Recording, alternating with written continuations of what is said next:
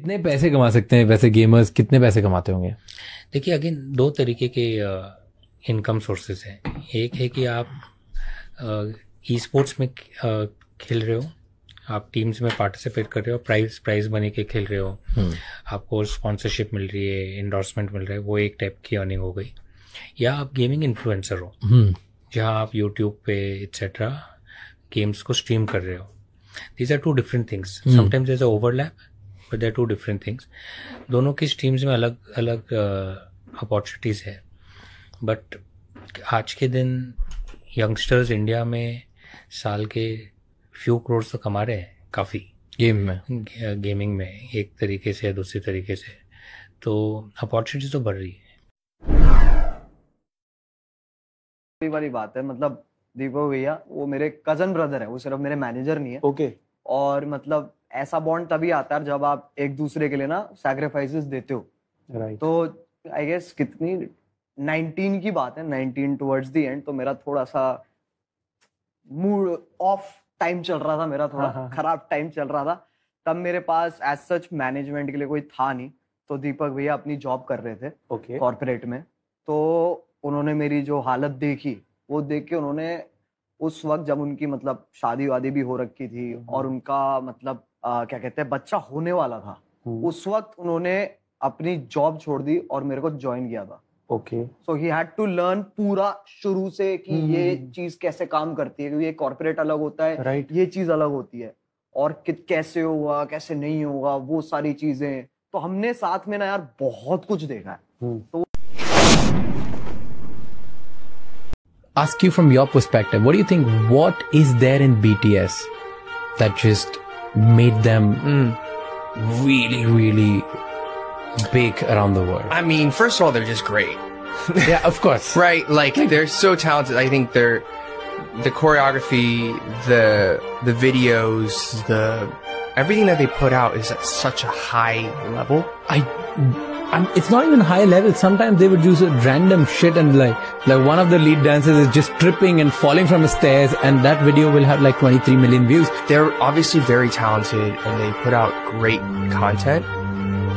I think, and I've spoken on this I think before in the past, I think the reason that BTS really connected was they were the ultimate underdog when they started. They were the ultimate underdog. And I still remember, like, they had a really, really hard time getting to where they were.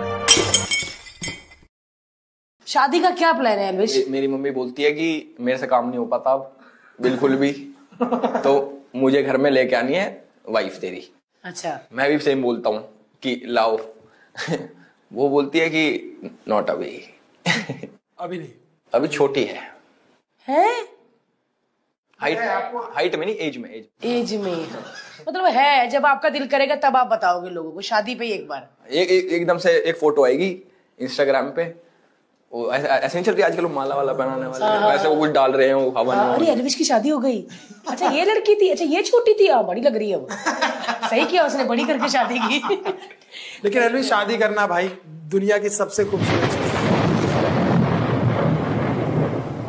साल का लड़का हूँ, या अगर मैं 16 साल का लड़का हूँ और अगर मुझे एक gaming content creation career start करना है, अब मैं 0 पे हूँ। हाँ, अगर आप मेरी जगह होते हैं तो आप क्या करते हैं? सबसे पहले मैं देखता कि सबसे ज्यादा गेम कौन सा चल रहा है, क्योंकि सबसे बड़ा डम मूव है अगर आप ढीठ बन के ऐसा गेम खेलोगे जो कोई नहीं देखता है। ऐसा बोलते हैं जैसा देश वैसा भेष, जैसा देश जैसा गेम जैसी ऑडियंस, आपको भी वही प्रोवाइड करनी है। मार्केट जो आपसे मांग रहा है आपको वो चीज देनी है, या फिर आप ऐसा कुछ यूनिक लेके आओ बट उसी फील्ड में जिससे लोग अट्रैक्ट हो। जैसे कि कंटेंट क्रिएटर का एग्जांपल देकर आई फील सबसे ज्यादा जो गेम चलती है that's Minecraft, GTA and BGMI। ये these 3 games are the peak games. तेरे को सबसे ज्यादा डर किस चीज से लगता है लाइफ में? भाई जो है वो खो ना जाए, जो बनाया है अपने लिए वो खो ना जाए।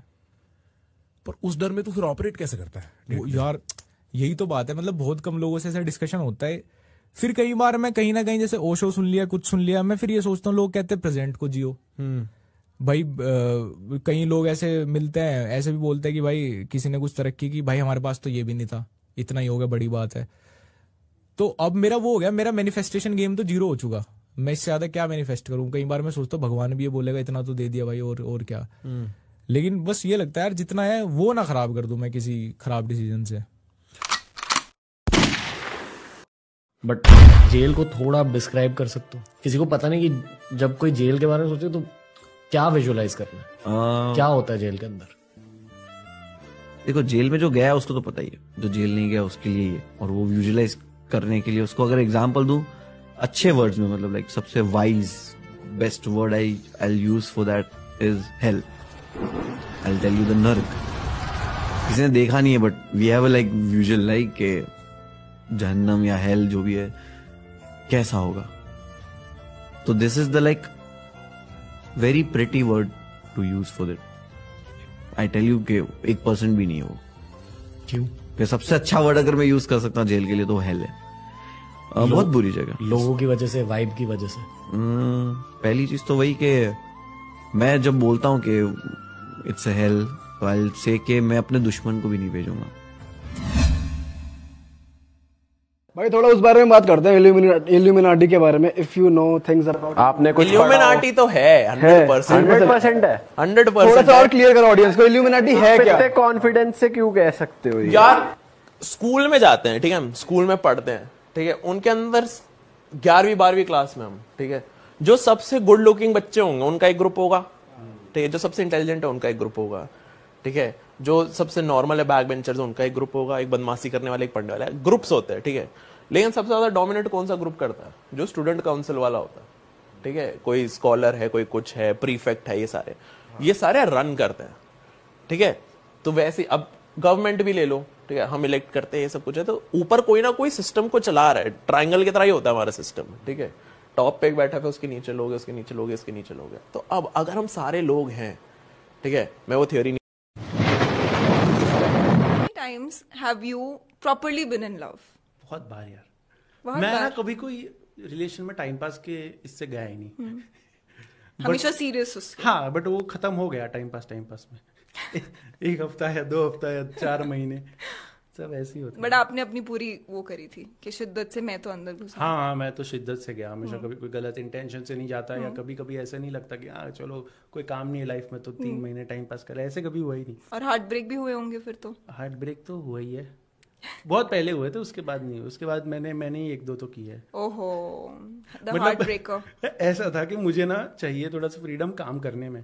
मुझे नहीं चाहिए कि कोई बोले कि क्यों इतना काम कर रहा है। हाँ, तो हमें टाइम नहीं दे रहा। हाँ, क्यों इतना काम कर रहा है, क्यों इतना पढ़ाई कर रहा है, तो उसमें मैं फिर सटक जाती है मेरी कि नहीं भाई मेरे को तो करना है मेरा काम। रिजर्वेशन होना चाहिए कंट्री में कि नहीं होना चाहिए? सो मेरा ना पर्सपेक्टिव बदला रिजर्वेशन को लेके। मैं खुद जनरल से हूँ, ठीक है, and suddenly I started supporting SC ST OBC। तो वो जनरल वाले थोड़ा हेट देते हैं अभी, पहले उल्टा था। Because I seen study in NIT, you know, मेरा रैंक इतना अच्छा है, वो इलेक्ट्रॉनिक्स में आ रहा है, मैं mining mechanical 3rd class branch में जा, तो वो होता है, you know, her general feel करता है। But so just going back a little bit on the history on the how reservation came into picture. Okay. So you know when Mr. B.R. Ambedkar launched this project, तो India में 15% लोग थे जो कि ये थे हमारे ब्राह्मण, बाकी सब क्षत्रिय, शूद्रियास etcetera etcetera. That time reservation was important, मतलब मंदिर में जाना अलाउड नहीं है, यहाँ का पानी पीना अलाउड नहीं, अभी भी थोड़ा बहुत है, but that time it was required. That was a very good job done, equalize कर लो एक्सेट्रा। पर वो एक जनरेशन के लिए अनाउंस किया था, एंड अभी 3 जनरेशन हो चुकी हैं, and people are getting a benefit out of it. But ठीक है, अभी भी वो लोग बाहर नहीं आ पाए तो उनको देना चाहिए. So I have no problem with the reservation. Possession of a dear friend, and that was handled by my brother, my eldest brother, and it was much more of a religious exorcism. So when I witnessed that was exactly when I got to know, okay, fine, things can really happen like this, because it was a frail young man, maybe young, yeah, he was younger than me as well, who could lift up a sofa with his single hand, and he was puking all over the place and, you know, mouthing out a lot of filthy language and all, which he wasn't actually before that, and he actually manifested in a very demonic way, and it was handled by my brother very well, and he got exorcised at that point of time. But that's exactly when I got to know, okay, fine, you know what, there is something like this also. How old were you? This was in I guess 2006 or 2007. Okay, so that was like 15 years ago.